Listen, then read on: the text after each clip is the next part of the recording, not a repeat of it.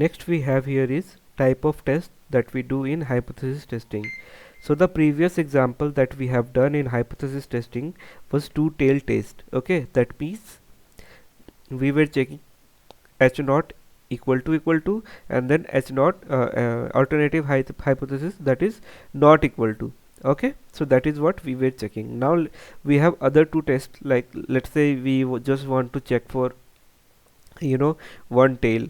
Okay, so then we will be using one tail test. Okay, so the left one basically, and there is another test that is a upper tail test, or you can say the positive one tail test. Okay, so a two tail test is a statistical test in which the critical area of distribution is two-sided. Okay, that you have just seen here, two-sided.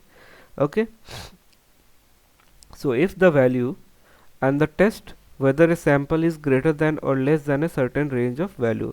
If the sample is being test falls in the either of the critical area, the alternative hypothesis accepted instead of null hypothesis that we have just seen, right? I mean, our output was uh, I mean less than the null hypothesis, and that's why the critical region will get accepted because our null hypothesis because we rejected our null hypothesis. That's why the alternative got automatically accepted.